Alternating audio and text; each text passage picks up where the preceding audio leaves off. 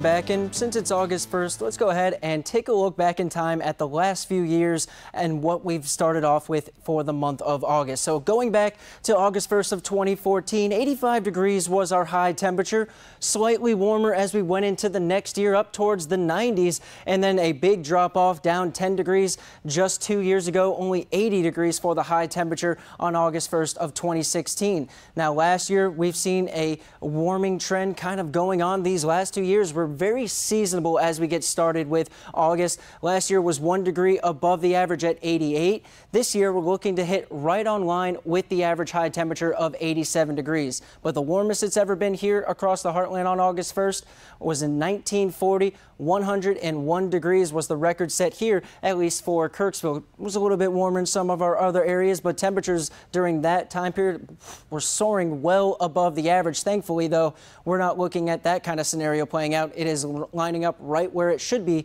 for this time of year. As for what the temperatures are right now, well, it's another comfortable start. Overnight lows were dropping in towards the 50s and low 60s, and that's where we're getting started off this morning, right around 60 degrees for most of us. Our warmest spots out towards Lancaster at 62 and Keokuk at 63 degrees. As for this afternoon, well, not much of a difference, not much of a spread here across the heartland. 85 out towards Keokuk, the coolest. 88, 1 degree above the average for this time of year. What we saw last year as well for the high temperature on August 1st. That's what we're looking at today. So where we should be at, plenty of sunshine for today as well. And as for tonight, though, things are starting to get a little bit more on the mild side, but still right on line with where we should be at for this time of year for overnight lows. Temperatures in the low 60s. Not much in cloud cover going to be pushing across the area today, just very fleeting clouds and actually a very fleeting chance at a quick passing shower thanks to an approaching cold front. However, tomorrow that cold front, it's not doing much of an influence here, especially across northeast Missouri with temperatures near 90 degrees the farther south you go. Compare that to up north where you get that actual cold air influence. That's where we're going to be looking at a little bit of a below average day in terms of temperatures. But that's going to be one of the last ones we're going to see, especially there across southeast Iowa over the next few days.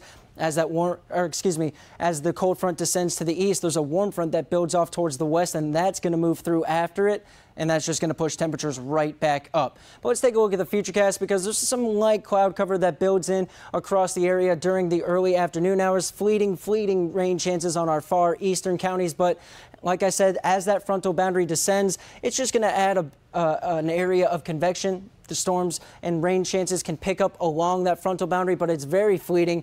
Not much precipitation expected. If any actually reaches the surface, you're looking at another trace of an inch for accumulation.